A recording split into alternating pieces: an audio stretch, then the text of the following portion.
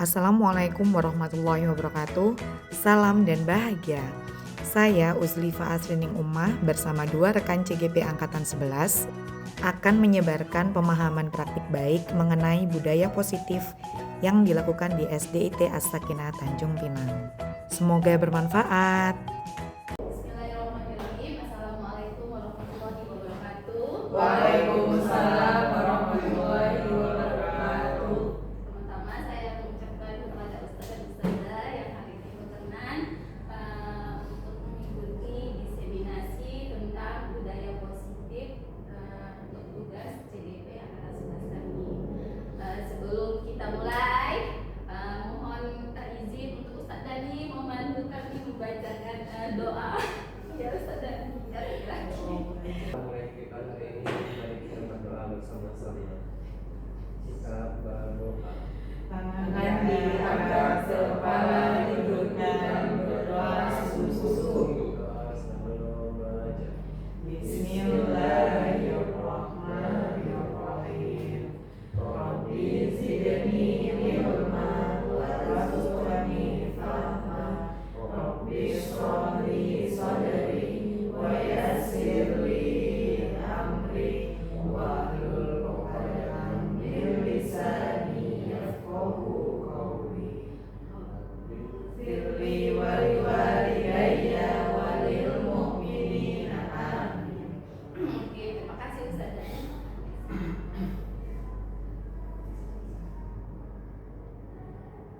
Oke, saya pakai pantun sedikit, tapi tadi tidak pakai pantun ulang aja lah ya.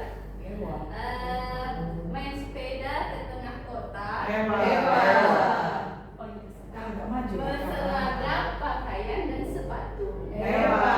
Izinkan saya membuka kata. Assalamualaikum warahmatullahi wabarakatuh. Waalaikumsalam warahmatullahi wabarakatuh. Lagi ada melihat abang bermain catur. Melatih otak menjadi kreatif. Jika ingin hidup teratur, biasakan hidup disiplin positif. Nah, Ustazah, budaya positif ini terbagi atas 6 bagian atau 6 materi. Yang pertama itu disiplin positif dan nilai-nilai kebajikan. Ada teori motivasi, hukum dan penghargaan. Ada tentang keyakinan kelas, kebutuhan dasar manusia. 5 posisi kontrol kita sebagai guru di sekolah dan segitiga restitusi. Nah, sebelum kita masuk ke materi Ustaz dan Ustazah, saya mengajak Ustaz dan Ustazah untuk ice breaking sebentar. Kita senam otak. Kepada Ustaz dan Ustazah, saya persilakan untuk berdiri sebentar.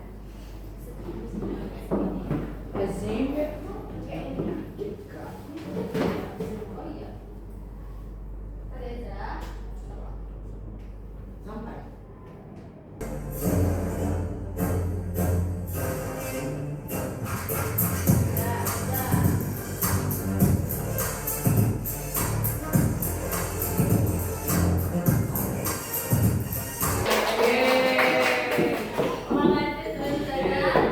Nah, sebelum kita masuk ke 6 materi tadi, saya mulai dengan apa itu disiplin positif.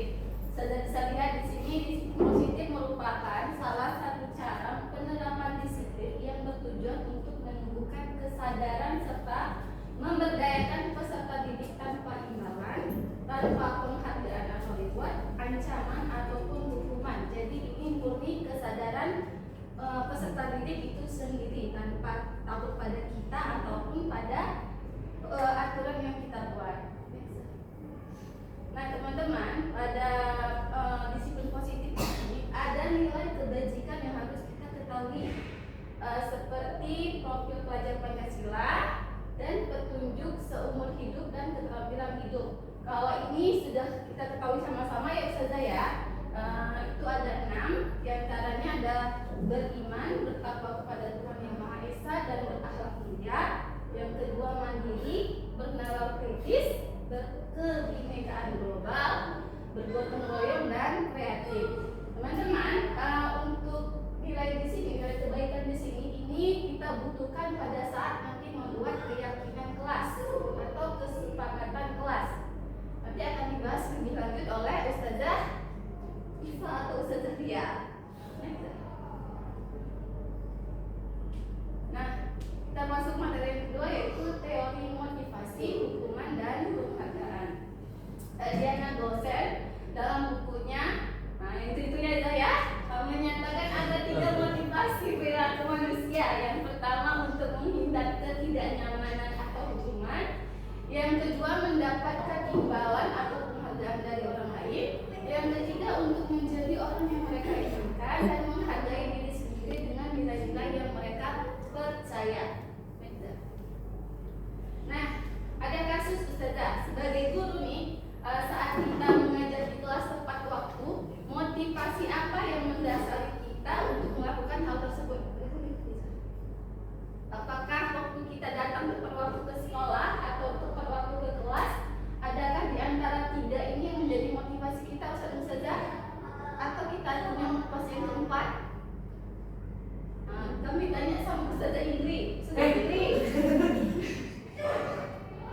ketika Ustazah Indri datang tepat waktu ke sekolah, apakah didasari atas motivasi salah satu di sini?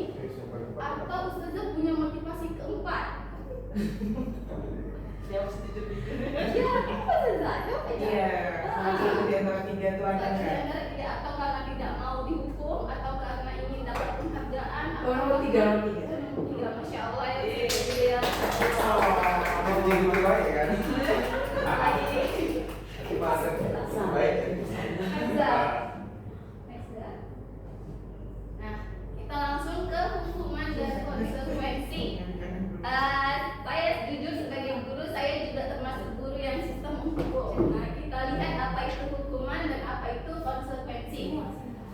Disiplin dalam bentuk hukuman, misalnya sifatnya itu tidak terencana atau spontan, tiba-tiba dilaksanakan. Sedangkan disiplin dalam bentuk konsekuensi sudah terencana atau sudah disepakati, sudah dibahas dan disetujui oleh murid dan guru. Next. Nah, Ustazah, ini ada beberapa kejadian. Ayo kita telaah apakah ini nanti hukuman atau konsekuensi. Kita mulai. Kita satu-satu boleh nggak ya? Boleh. Kita mulai dari Ustaz Yosif. Nomor 1, kira-kira menurut Ustaz Yosif itu hukuman atau konsekuensi? Itu hukuman Ustaz. Hukuman. Benar. Hukuman. Kenapa hukuman, Ustaz? Karena kalau lari nilai lapangan itu kemungkinan kalau konsekuensi siswa tidak menyepakati 2 kali lapangan itu berat ya. Jadi hukuman begitu. Oke. Yang kedua, Ustaz Dani, membersihkan meja yang dicoret murid. Ya, konsekuensi Ustaz. Konsekuensi, benar. Nomor 3, Ustazah Ipa. Murid diminta berpuskap 15 kali karena tidak menggunakan masker sekolah. Konsekuensi itu hukuman. Hukuman. Oke, next. Ustazah Intan, nomor 4.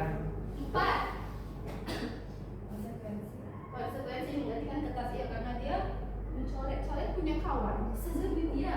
Mana? Berjemur ya? Iya, berjemur. Berjemur di lapangan basket pukul 12 siang karena mau ngobrol dengan teman. Hukuman atau konsekuensi Ustazah dia? Hukuman enggak? Hukuman atau konsekuensi? Hukuman. Iya. Hukuman enggak sih? Iya, hukuman. Nomor 6. Ustazah Indri, murid diminta bertelanjang kaki. Enggak ya? Hukuman. Belum. Murid diminta bertelanjang kaki. Hukuman atau konsekuensi? Hukuman, benar. Terakhir, Ustazah Cindy mengelilingi lapangan karena tidak memakai seragam olahraga di jam pelajaran PJ lokal. Hukuman atau konsekuensi? Ini membingungkan kemarin kalau kami nih. Bisa jadi hukuman, bisa jadi konsekuensi. Ya kan Ustazah Ipa? Iya. Konsekuensi. Konsekuensi. Ya, konsekuensi. Karena terjadi saat di jam pelajaran. Agak ngeri. Baik, untuk materi selanjutnya yaitu tentang penghargaan. Jadi menurut Pon dalam pengamatannya bahwa tindakan memberikan penghargaan itu termasuk nilainya sama dengan menghukum seseorang atau maksudnya jadi salah satu bentuk penghargaan tapi ternyata itu tuh hukuman. Ini contohnya yaitu penghargaan mematikan kreativitas. Jadi murid-murid diminta berpikir mengenai hadiah atau penghargaan yang bisa mereka dapatkan bila berhasil menulis sebuah puisi. Kreativitas kelompok murid-murid ini menjadi berkurang dibandingkan dengan yang tidak diberitahukan tentang hadiah yang bisa mereka terima. Yang kedua, penelitian menunjukkan bahwa pekerjaan seni atau sebuah penulisan cerita menjadi kurang kreatif bila dijanjikan sebuah hadiah dan hadiah atau penghargaan. Terus dalam tugas-tugas mencari masalah, para murid memakan waktu lebih lama dan memberikan jalan keluar yang kurang kreatif saat mereka dijanjikan suatu penghargaan. Kalau menurut saya, yang kedua ini, kalau yang kedua dan ketiga saya belum pernah merasakan ya, cuman yang pernah saya rasakan itu ketika anak-anak nih saya berikan penghargaan karena misalkan dia mengerjakan PR. Jadi efek sampingnya itu di ini teman-teman, apa namanya, di jangka panjang. Jadi ketika dia ada PR lagi, dia tuh kayak berharap gitu loh, berharap oh aku mau ngerjain lagi lah biar aku dapat penghargaan lagi. Jadi inilah yang dilarang sama pendidikan. Jadi dia itu bukan motivasi dari diri dia dari dalam, bahwa dia kerjakan PR itu memang penting buat dia paham materi gitu, tapi ternyata niatnya karena hadiah. Itu sih maksudnya dari dari penghargaan ini. Dan mohon maaf, kita kan jujur, saya kemarin memang sering sekali memberikan penghargaan dan ternyata efeknya emang efek kedepannya itu emang nggak baik. Terbukti dari kemarin anak-anak yang sekarang kelas yang ada lah, pokoknya yang kelas nggak sama saya lagi dengan kakak tingkatnya, itu dia bilang nggak enak lah sama guru yang ini, kita nggak dapat penghargaan yang kayak Ustazah Iva kemarin berikan. Jadi kayak di situ kayak saya merasa bersalah. Oh iya ya, jadinya ya itu tadi ya Ustazah, kita introspeksi diri gitu, dan ternyata boleh kita memberikan penghargaan, tetapi ya mungkin jangan keseringan lah, karena yang pertama bisa mematikan kreativitas, terus bisa juga iri. Anak itu pinter, makanya dia dapat terus. Jadi percuma lah aku berusaha nggak dapat juga nggak dapat juga penghargaannya. Jadi nggak perlu lah aku nggak perlu lah kami belajar dengan rajin, dengan giat.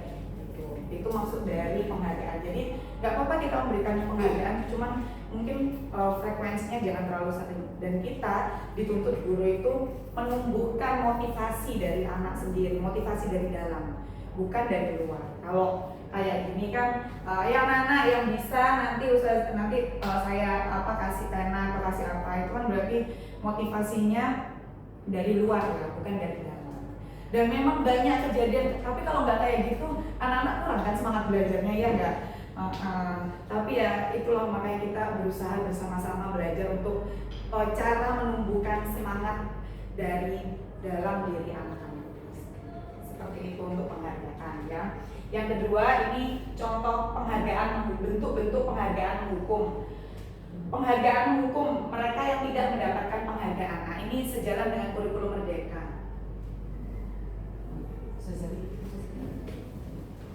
Misalnya dalam sistem ranking, mereka yang mendapatkan ranking 2 akan merasa paling dihukum. Yang kedua, memberikan penghargaan dan hukuman adalah hal yang sama, karena keduanya mencoba mengendalikan perilaku seseorang. Karena orang pada dasarnya tidak suka dikendalikan. Dalam jangka waktu lama, penghargaan akan terlihat sebagai hukuman. Nah, ini contohnya mungkin seperti yang saya sebutkan tadi, ketika dia naik kelas 5 atau 6 dan ternyata tidak bersama kami lagi, ketika dia mungkin mau semangat, tapi tadi dia akhirnya nggak enak lah Ustazah dengan ini karena nggak pernah dapat penghargaan. Itu bisa jadi yang ini.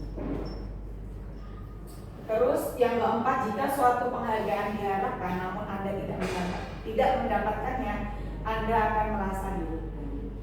Ini lebih tepatnya bukan merasa dihukum sih, cuman kadang kalau kita anak-anak lah pengennya juara 1 tapi ternyata dia nggak juara 1, dia jadinya juara 2, jadi kayak nggak semangat loh Ustazah, padahal tetap juara, cuman kayak mereka kayak kurang gitu. Mereka kayak merasa enggak, saya ini nggak hebat karena nggak juara 1, padahal tidak. Dan kurikulum Merdeka memang tidak tidak meranking lagi kan. Ini salah satunya. Kenapa? Karena dianggap di kurikulum Merdeka penghargaan itu termasuk penghargaan yang mendukung. Beda kalau memang menggunakan olimpiade itu beda ya. Silakan. Nah, yang kedua tadi terkait penghargaan dan ini terkait keyakinan kelas. Sekarang kami mau tanya sama Ustazah, kemarin ketika awal-awal masuk kelas, apakah teman-teman membuat keyakinan kelas? Ya, keyakinan kelas boleh, kesepakatan kelas boleh. Betul? Nah, itu ya sebenarnya itu turunan dari membuat aturan. Jadi sebenarnya kalau boleh dibuat yang aslinya itu kan kadang kemarin kesalahan saya di kelas 4 yang dulu aturan kelas, maksudnya kesepakatan kelas itu kami langsung download aja di Canva. Kami sesuaikan dengan anak kami. Ternyata salah cara itu. Jadi caranya itu memang anak-anak kasih tahu, ayo aturan yang ada di sekolah itu apa. Misalkan tidak boleh terlambat, ya kan? Terus apalagi nak? Ini Ustazah, tidak boleh apa lagi? Tidak boleh terlambat. Tidak boleh membuang sampah di sembarang tempat atau disambil lah ya kita gitu. Jadi anak-anak memang dari anak-anak yang menyuarakan.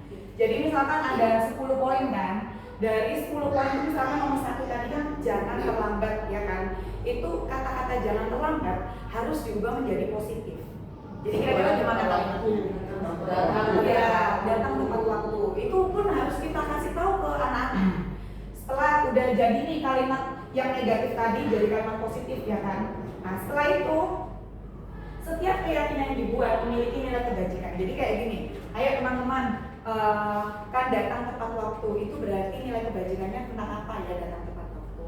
Bisa jadi tanggung jawab, bisa jadi disiplin ya kan. Jadi anak-anak tahu, oh ternyata tepat waktu itu disiplin, oh ternyata tepat waktu itu tanggung jawab. Gitu. Itu yang terkait yang ini ya. Terus menyepakati tugas antara guru dan murid. Jadi gini kita tanya, yuk poin yang pertama kesepakatan kelas datang ke tepat waktu itu untuk siapa? Untuk ustazah atau untuk murid-murid? Jadi mereka masih berpikir tuh untuk murid, oh iya ada untuk guru, itu kita kesepakatan. Jadi ini untuk murid. Yang kedua, misalkan tidak boleh membuang sampah sembarangan, disambil lah ya kita ya, udah diubah menjadi kalimat positif kan. Disambil, nah itu tanggung jawab siapa? Guru atau murid? Itu pasti mereka nanti berpikir. Mungkin kalau yang di kelas yang kelas 6 mungkin mereka bisa bilang untuk guru sama untuk murid ustazah sama-sama menyepakati. Tapi kalau biasa itu kelas 1 mungkin nggak tahu lah ya, udah dicoba belum ya kan. Bingung mungkin ya. Itu. Jadi intinya dalam kesepakatan kelas itu anak itu tahu, oh ini kewajiban guru dan oh ini kewajiban murid. Dan kemarin kami menemukan kan keyakinan kelas ini kami terapkan seperti itu di kelas 5 yang sekarang kan. Jadi ada tulisan di situ bila harus fokus tidur, dilarang tidur. Tapi saat itu kami belum mengetahui kalau harus diubah ke kalimat positif. Jadi kan memang kemarin kesepakatan kelas ini kan kita buat di saat awal semester kan. Jadi ada maunya dilarang tidur gitu. Apalagi jelas saya ada anak kan. Nah, tahu lah ya. Jadi di situ itu anak-anak bilang, kami kan tanya. Jadi kalian dilarang tidur ini untuk siapa? Ini kewajibannya murid atau guru? Di situ anak-anak bilang murid lah ustazah. Terus ada yang bilang, tapi gurunya juga kasihan, gurunya nanti kasihan kalau misalkan nggak ada pelajaran apa-apa. Masa iya tidur di kelas nggak boleh? Jadi ayo kesepakatan kan, kesepakatannya gimana? Atau gini aja, teman-teman kan lagi belajar nih, teman-teman wajib nggak boleh tidur. Tapi kalau guru yang sedang tidak mengajar tidur, boleh atau tidak? Boleh ustazah. Beda kalau sebentar. Ustazahnya kok tidur, mami kok belajar? Iya bisa jadi. Makanya tergantung dari kesepakatannya gitu ustazah. Terus dan kita juga harus misalkan datang tepat waktu. Kemarin juga Belva, itu di awal udah ditanyain Ini kesepakatan kita ya sama-sama ya, Nah ya. Kalau misalkan kita langgar bagaimana, langsung konsekuensinya apa? Itu. Jadi memang keyakinan kelas, kesepakatan kelas dibarengkan dengan konsekuensi. Gitu. Tapi biasanya kalau konsekuensi itu kita lebih ke peraturan. Kalau kesepakatan kelas ini bisa diubah menyesuaikan kondisi ya teman-teman. Tapi kalau peraturan sekolah itu tidak bisa diubahkan. Gitu. Jadi inilah keyakinan kelas. Selanjutnya contohnya, nah ini aturan di dalam terlambat kalimat positifnya, datang tepat waktu, kebajikan universalnya, disiplin, menjalankan tugasnya, yang menjalankan itu guru dan murid. Jadi emang ada kata-kata ini tugasku, ini tugasmu itu kalau di kesepakatan kelas. Makanya sangat tidak efektif. Kenapa kok kayak yang kelas keempat kemarin kami langsung download di Canva langsung. Nah ini kesempatan kelas kita ya nomor 1 ya kayak ini, ya kan? Itu gak efektif banget ternyata karena karena tidak ada kesepakatan dari murid-muridnya. Gitu. Jadi kalau kita membuat kesepakatan itu bersama murid-murid Ustazah itu sangat berimbas karena apa? Kan kita bahas kan. Oh iya itu kan kesepakatan sama teman-teman. Gitu. Jadi kalau mau melakukan kesalahan tuh kayak mereka tuh kayak salah banget karena udah dibahas masalah itu ke kelas ke teman-teman gitu. Mungkin ini berimbas mungkin ketika kelas 4, 5, 6. Tapi kalau kelas 1, 2, 3 mungkin masih ya ada yang cuek gitu kan, ada yang masih belum mengerti temannya, mungkin ada yang kayak gitu. Ya biasanya ini kelas 4, 5, 6 tapi coba aja untuk kelas 1, 2, 3. Nih kebutuhan dasar manusia ya. Kami kemarin belajar dari pendidikan guru penggerak itu bahwa anak nakal itu tidak ada. Adanya anak yang kurang kebutuhan. Jadi yang pertama itu kebutuhan bertahan hidup. Jadi anak ataupun kita lah itu pasti memiliki kebutuhan bertahan hidup. Yang kedua, kasih sayang dan rasa diterima atau kebutuhan untuk diterima. Yang ketiga, penguasaan, kebutuhan pengakuan atas kemampuan. Dan yang keempat, kebebasan, kebutuhan akan pilihan. Dan yang kelima, kesenangan, kebutuhan akan merasa senang. Kita coba langsung ke bentuk nyata aja ya. Teman-teman udah tahu anak kami Yaya, ya kan? Yaya, oke. Ustazah Intan udah tahu. Ustaz Yas tahu? Tahu ya. Ustazah ini tahu? Yaya, oke. Jadi kalau menurut teman-teman kelima ini, Yaya termasuk orang yang kurang berkebutuhan apa? Kasih sayang. Jadi ya itu tadi teman-teman. Jadi ketika misalkan kasih sayang, dilihatnya padahal kalau dibilang hilang, Yaya tuh kasih sayang, dikasih pengertian banget, dimanjain banget malah sama orang tuanya. Jadi nggak mungkin kan kalau penganggapannya itu kasih sayang itu nggak mungkin. Tapi ternyata dia tuh kayak punya perasaan kayak saya tuh nggak diterima loh di kelas ini, gitu ya. Atta, ini kan masih menyelidiki tentang Atta. Apa yang dia kurangnya di mana kalau Atta? Kira-kira Ustazah udah tahu kan Atta? Kira-kira kalau untuk Atta dia lebih ke mana? Kalau kasih sayang, saya rasa bukan aja, dia itu caper, mencari perhatian. Kalau menurut pemandangan saya, Atar tuh selalu mencuri perhatian. Atar itu kalau banyak orang, dia kalau ada Zulfa pasti menampakkan kayak gitu. Tapi teman-teman, kalau cuma ada Atar, ada Zulfa satu ruangan, iya itu nggak ada yang belakang, cuma dia. Karena kami sudah mencoba, mungkin karena satu dia kelas 5 udah bisa mengendalikan emosi kalian. Mungkin kalau kelas 4 kemarin masih belum atau kelas 3 gitu. Jadi emang kita sebagai guru itu memang harus memahami kebutuhan anak-anak kita gitu. Terus setelah kita udah paham nih kebutuhan anak-anak kita bagaimana, ya tadi kita kayak memberikan pengajarannya ya jelas berbeda. Tuh kayak Atta gitu jelas beda, Yaya itu jelas beda. Mungkin mungkin ada teman-teman, ada murid di kelasnya teman-teman yang agak-agak nyeleneh atau bagaimana, yang mungkin bisa jadi anak tersebut tidak mendapatkan kelima kebutuhan dasar manusia ini. Selanjutnya kita akan masuk di 5 posisi kontrol. Kita lihat dulu videonya ya. Sang anak tubuh dan bapak guru hebat. Dalam penerapan disiplin positif restitusi, salah satu program yang dikembangkan adalah 5 posisi kontrol. 5 posisi kontrol dalam restitusi adalah proses perjalanan seorang pendidik agar dapat mengenali dirinya. Pada video kali ini, kita akan membahas tentang 5 posisi kontrol yang dikembangkan bisa berupa fisik maupun psikis. Ibu dan bapak guru hebat. Dampak yang terjadi pada murid ketika guru berada pada posisi penghukum adalah murid cenderung akan memberontak, bahkan menyimpan dendam.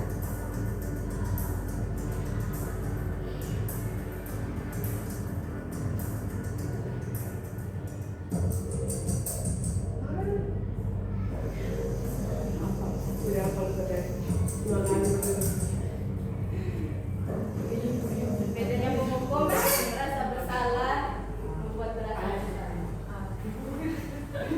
Selamat pagi, Mama.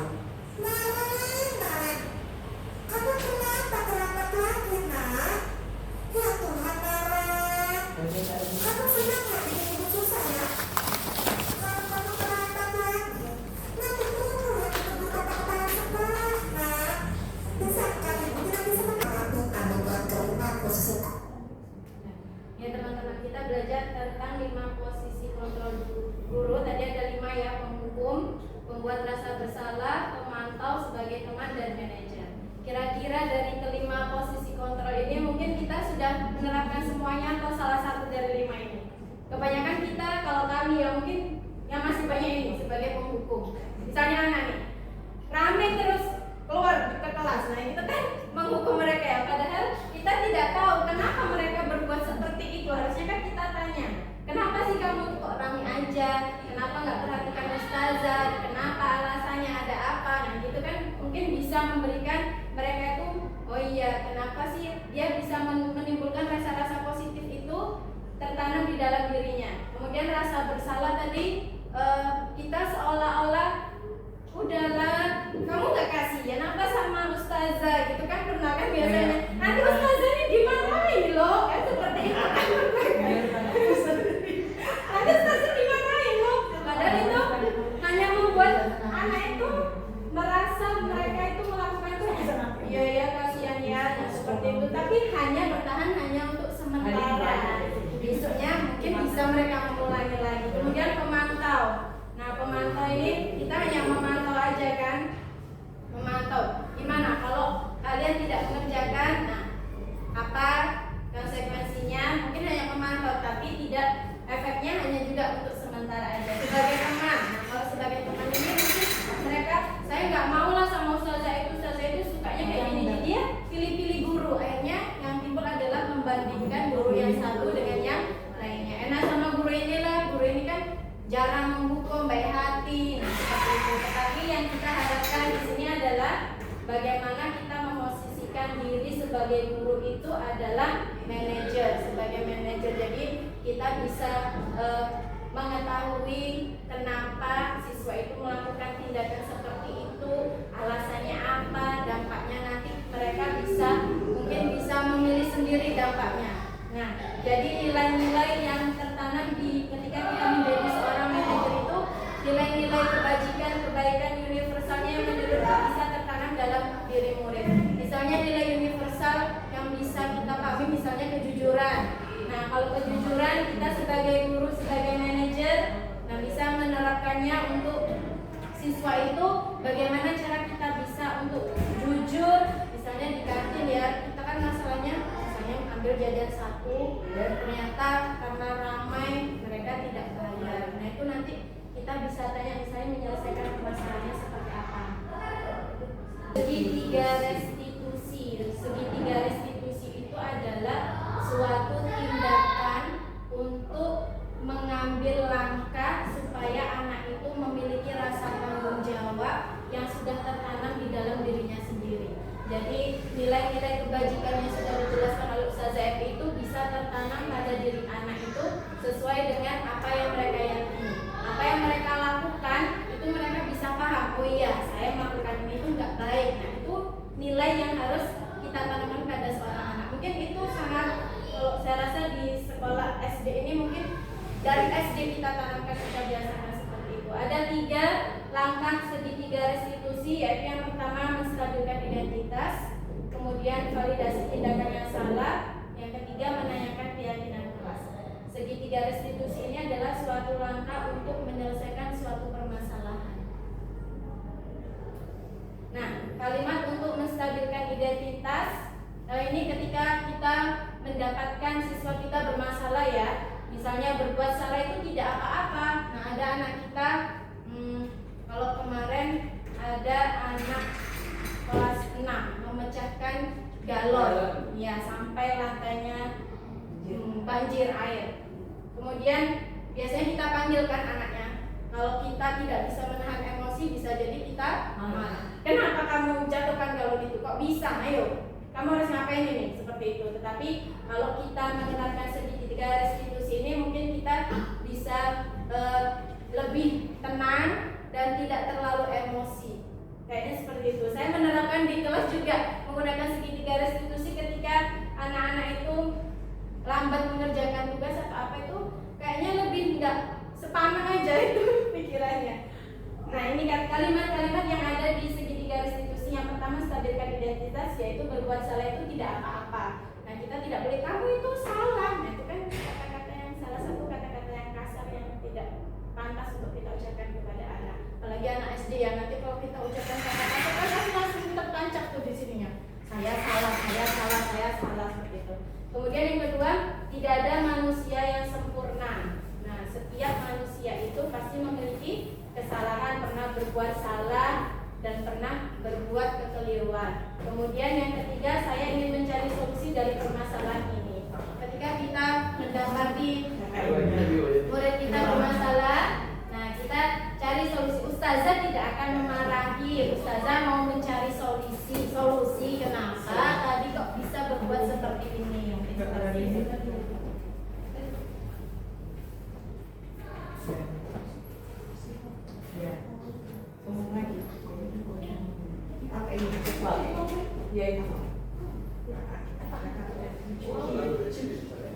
Kemudian yang kedua, validasi tindakan yang salah. Setelah kita menstabilkan identitas, langkah yang harus kita laksanakan yaitu validasi tindakan yang salah. Dari kesalahan murid kita bisa menggunakan kata-kata yang lebih positif. Yang pertama, kamu pasti punya alasan kenapa kamu melakukan hal tersebut. Nah, ketika murid kita melakukan kesalahan, kita tanya, pasti ada alasan kenapa melakukan hal tersebut. Kayak tadi video tadi yang sebagai penghukum, dia kan tidak menanya kenapa kamu terlambat, tidak, tapi dia langsung terlambat lari di lapangan. Nah, itu tidak ada kata-kata penanya seperti ini. Kemudian ya bisa terlihat kamu merasa bangga terhadap hasil yang kamu dapatkan, tapi ada hal yang jadinya merugikan untuk orang lain. Jadi ini itu untuk menumbuhkan kesadaran siswa itu kenapa dia melakukan sesuatu yang tidak sebaiknya dilakukan. Itu validasi tindakan yang salah. Kemudian yang terakhir, ada 3 tahap tadi. Yang terakhir yaitu menanyakan keyakinan. Jadi kita itu seperti apa ya?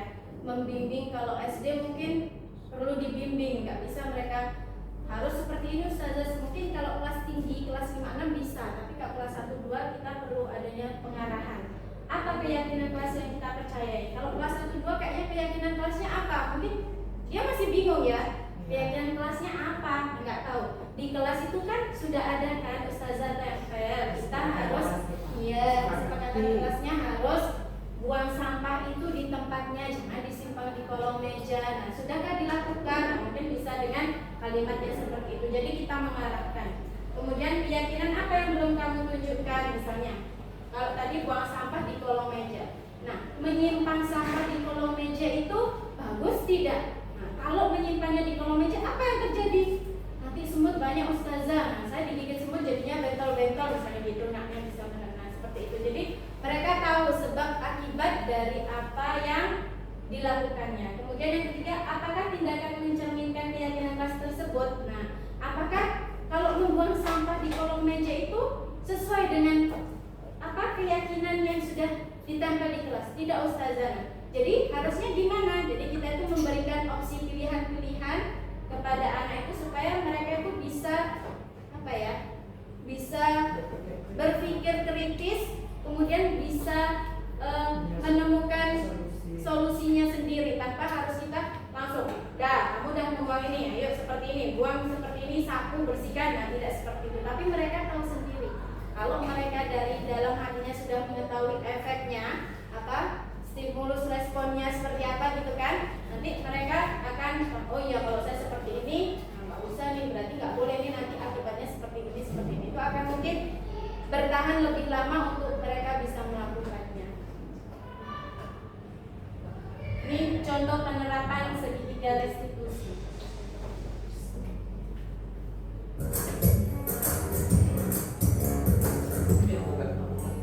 Salam berbahagia, ibu dan bapak guru hebat.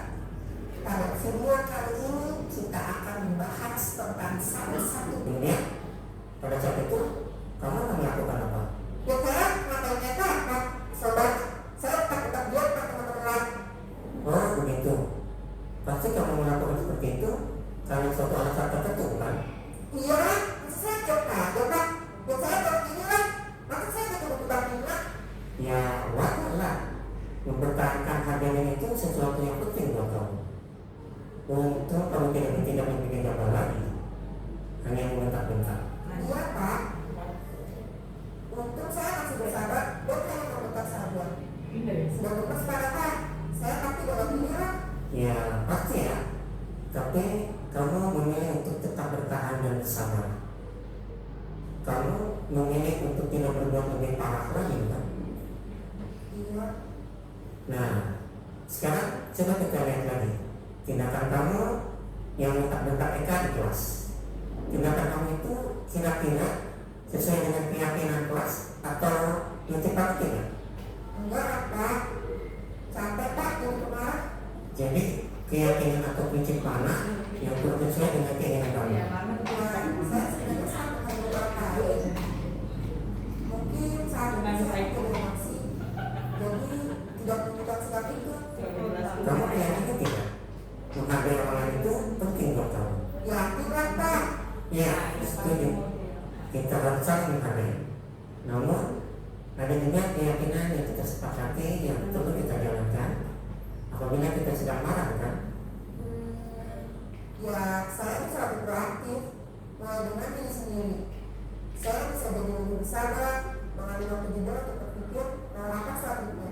Kira-kira kamu bersedia memperbaiki masalah ini tidak? Sedia Pak. Kalau kamu memperbaiki masalah ini, kamu akan menjadi orang seperti apa? Saya akan menjadi orang yang bertanggung jawab Pak ya Pak. Dan senantiasa proaktif. Ya, menurut kamu bagaimana rasanya menjadi orang seperti itu? Yang nyaman lah, bangga, bersabar dan mandiri.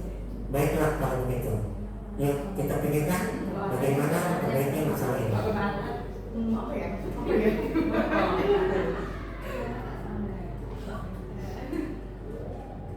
Ibu dan bapak guru hebat. Baru saja kita puas. Nah, itu contoh salah satu segitiga restitusi. Mungkin kalau anak SD susah ya mereka untuk memikirkan saya, ya nanti saya berbuatin Ustazah nggak akan. Tapi nah kalau kita di guru SD ya kita yang mengarahkan harusnya seperti ini itu nggak baik, makanya harus seperti ini. Jadi kalau apalagi anak sekarang pasti kenapa Ustazah nggak boleh melakukan ini, pasti harus ada sebabnya ya kan, harus diperjelas lagi kalau anak sekarang. Kalau kita dulu kan nggak boleh seperti ini dah manut. Kalau anak sekarang nggak bisa, harus nanti kalau kamu kayak gini, jadi harus ada sebab akibatnya yang harus kita jelaskan. Nah demikian Ustazah, mungkin sedikit ilmu yang kita sampaikan bisa bermanfaat, bisa kita terapkan untuk mewujudkan murid kita sebagai murid yang memiliki motivasi secara instinktif dan memiliki tanggung jawab terhadap kebiasaan-kebiasaan positif yang bisa dilakukan. Demikian dari kami, saya akhiri. Wassalamualaikum warahmatullahi wabarakatuh. Waalaikumsalam warahmatullahi wabarakatuh. alhamdulillah terima kasih juga kami ucapin. Sebenarnya video itu udah sering kami jumpai sebelumnya gitu. Jadi ilmu yang dari sharing hari ini juga emang alhamdulillah udah diterapin beberapa tahun kami mengajar, dan kami sudah berusaha dan kami lihat posisi kontrol kami itu di teman dan manajer. Biasanya menyesuaikan dari kondisi anak gitu. Dan yang lebih dominan tuh lebih kepada teman biasanya. Kalau misalnya usianya itu jauh terpaut dari kami gitu. Jadi kalau misalnya usianya ya bocil, ya kami akan berusaha untuk membocilkan jiwa kami untuk biar tahu gitu pemikiran dia dengan masalahnya saat itu. Baik, berarti Ustazah Intan untuk sementara ini posisinya alhamdulillahnya di teman dan manajer ya. Oke, terima kasih. Saya minta tanggapan selanjutnya dari Ustadz Dani terkait semua posisi kontrol yang Ustadz Dani lakukan di kelas. Ya, jadi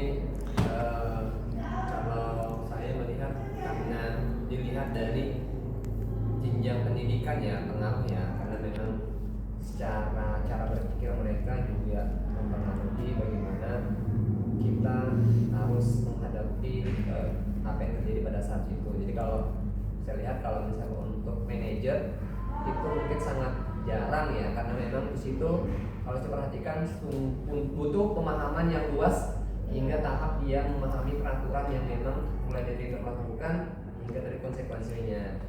Mungkin yang lebih sering itu tadi di pemantau ya penghukum ataupun pembuat rasa bersalah, karena memang di situ tahap bagaimana mereka untuk menyadarkan diri ya, bukan tadi manajer dan teman itu tidak bisa cuman untuk dilaksanakan menyadarkan diri mereka itu untuk tahap SD itu agak sedikit reward lah saya gitu.